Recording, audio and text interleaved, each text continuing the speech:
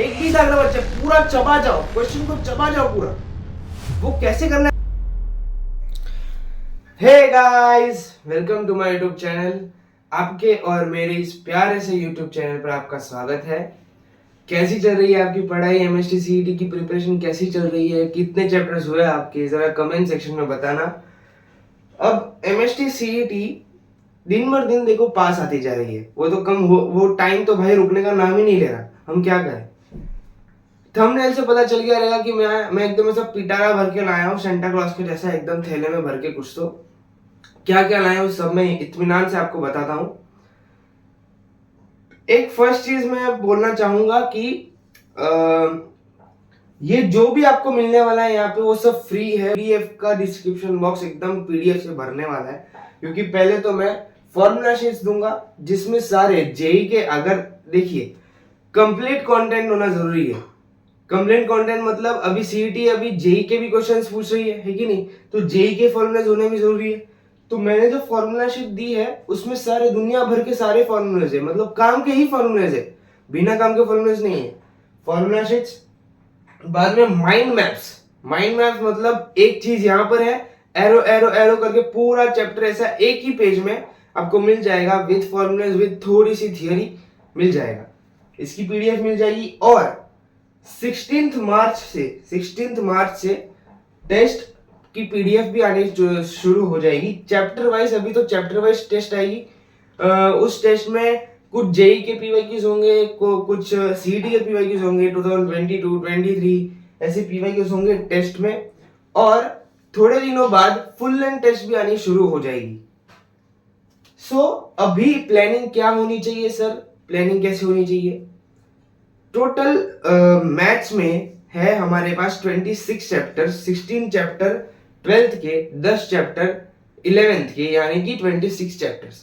26 chapters में से अगर मैं आपको बताऊं कि ये जो 10 चैप्टर है उसमें से एक एक क्वेश्चन जरूर आएगा। ये 20 मार्क्स हो गए। बाद में जो दूसरे 16 चैप्टर्स है और उसमें से वेक्टर्स है, 3D है, उसमें से 6 5 ऐसे क्वेश्चन आएंगे। तो कुछ इंपॉर्टेंट चैप्टर्स वो मैं आपको बताने वाला नहीं हूं, क्योंकि कोई चैप्टर ऐसा नहीं कि वो ही करो तो वो ही आएगा। मैंने वन शॉट्स डाले हैं, टोटल 5 चैप्टर मेरे हो चुके हैं डाल के। मैंने 3D ज्योमेट्री के 2 वीडियोस डाले हैं, पार्ट 1 और पार्ट 2 में, क्योंकि बहुत बड़ा वीडियो चैप्टर है वो। मैं जो जो चैप्टर्स अपलोड करते जा रहा हूँ वो समझते जाइए कि वो चैप्टर इंपॉर्टेंट है। बाद में वो आपके मन में क्वेश्चन आना नहीं चाहिए कि यार ये इंपॉर्टेंट है कि नहीं। मैंने वो वीडियो डाला, यानी कि वो इंपॉर्टेंट है। और आशा करता हूँ कि आपको वो सारे वन शॉट्स समझ में आ रहे होंगे, क्योंकि मैंने एकदम डिटेल में वो समझाया है। डिटेल में मैंने सारे पीवाईक्यू सॉल्व किए, सारे नहीं किए, मैंने 10-15 किए हैं, पर हाँ किए हैं। वो सारे पीवाईक्यूज किए हैं जिससे आपके आगे के सारे पीवाईक्यूज सॉल्व हो पाए। आपको मैंने अप्रोच बता दी है। सम सॉल्व करने के लिए क्या इंपॉर्टेंट है? अप्रोच, कि आप उस सम को सॉल्व कैसे करें। आपको फॉर्मूला याद आना चाहिए, फॉर्मूला याद आने के बाद उसमें वैल्यूज पुट करने आना चाहिए और बाद में आंसर ढूंढने आना चाहिए। वो मैंने सारे वीडियोस में बता दिए हैं। तो अभी नेक्स्ट अभी कैसे करें, पढ़ाई कैसे करें? सो आपका डेली टारगेट होना चाहिए कि आप दिन में कम से कम 2 चैप्टर्स तो कर ही रहे हैं एकदम अच्छे से। 2 चैप्टर्स की बात आई तो कुछ लोग तो बोलेंगे यार मैं तो 3 चैप्टर कर रहा हूं। आप 2 चैप्टर क्यों बोल रहे हो? 3 चैप्टर कर रहा हूं, अच्छी बात है क्या, पर आप वो 3 chapter A to Z 1 to 100 पूरा 100% कर रहे हो? एक भी कोना आप छोड़ नहीं रहे? ऐसा हो रहा है कि हाँ मैंने चैप्टर्स के सारे कोने कवर कर लिए, एक एक पार्ट में कवर कर लिया और वो एक एक पार्ट में दिमाग में बैठ गया, ऐसा है? ऐसा नहीं है तो दोस्त ये गलत है, क्योंकि ये बोर्ड्स नहीं है। बोर्ड्स में क्या होता है कि एक ही चैप्टर में से 8 मार्क का, 9 मार्क का ऐसा क्वेश्चन आ जाता है, क्योंकि अगर आप उसमें एक कॉर्नर छोड़ भी देते हो तो दूसरे कॉर्नर से क्वेश्चन आ जाता है। पर सीईटी में ऐसा नहीं है। सीईटी में अगर मैं मैट्राइजेस, लॉजिक जैसे चैप्टर की बात करूं, उसमें से आपको 2 से 3 क्वेश्चन देखने मिलेंगे। अगर ऐसा हुआ कि 2 से 3 क्वेश्चन उस टॉपिक पे आए जो टॉपिक आपने छोड़ा है, तो वो काम नहीं बनने वाला। आपका पूरा चैप्टर का क्वेश्चन चला जाएगा और उसमें आपका लॉस हो जाएगा। सो अगर आपको सिलेक्टिव चैप्टर करने हैं तो सिलेक्टिव करो, पूरा करने तो पूरे करो, पर अब आप जो भी चैप्टर कर रहे हो उसे एकदम 100% करो, और ऐसे करो कि आपके कौन सी भी क्वेश्चन अगर मैं पूछूं, सीट या कौन सा भी क्वेश्चन पूछूं, आपको सॉल्व करने आना चाहिए। जरूरी नहीं है कि आप 3 चैप्टर करो, 4 चैप्टर करो, 2 चैप्टर करो दिन में। दो, आपके पास ये पूरा दिन है, आपकी कॉलेज नहीं है, 12 घंटे है, 15 घंटे पढ़ना चालू करो। कोई नींद नहीं करनी, नींद करने से कुछ होने वाला नहीं है। पूरी दुनिया जब सोती है आपको जाग के मेहनत करनी है। 15 घंटे पढ़ो, 7.5 घंटे कैसे बांट दो, 7.5 घंटे एक चैप्टर, 7.5 घंटे दूसरा चैप्टर, और बाद में उसे पढ़ो। अभी एक चैप्टर को पढ़ने के लिए आपका एक वे क्या होना चाहिए।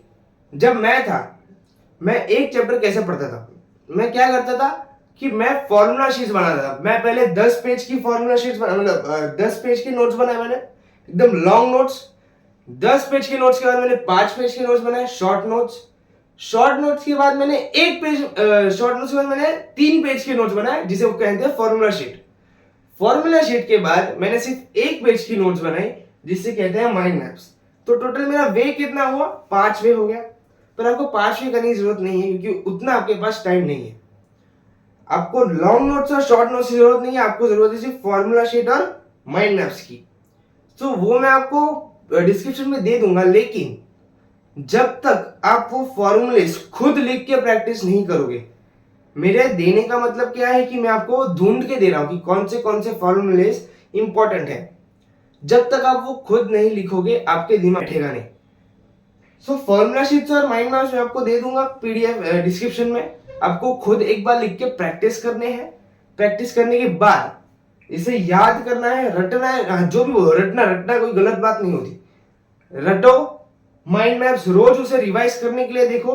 बाद में वो होने के बाद अच्छे से, बाद में चैप्टर समझ लो अच्छे से।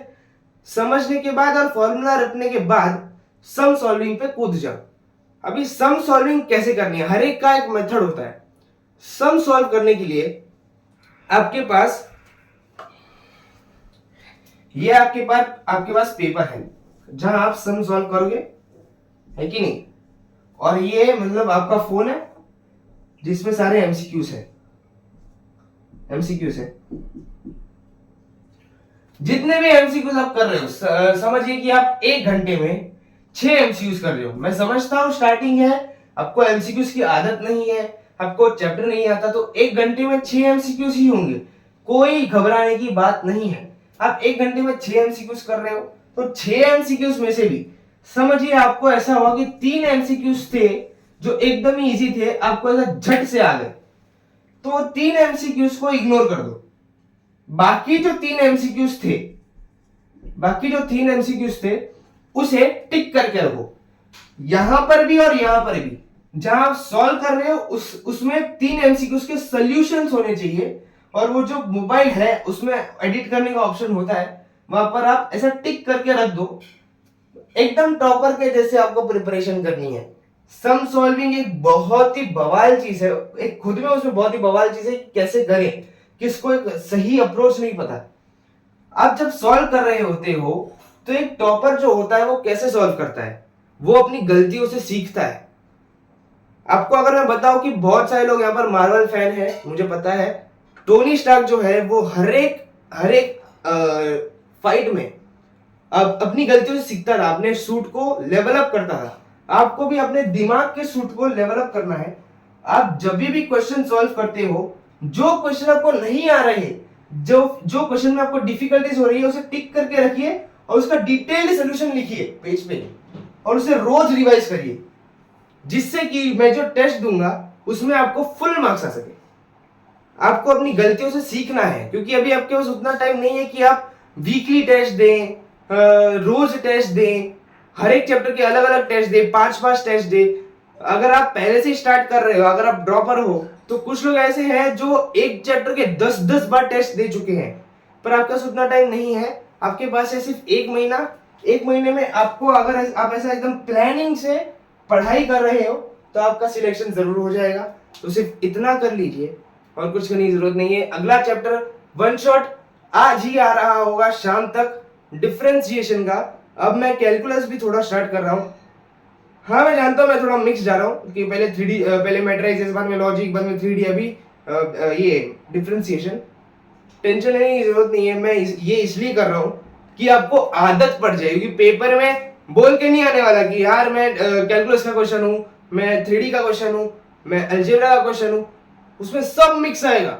वो उसमें 5-5 चैप्टर मिक्स करके एक क्वेश्चन बनाएंगे।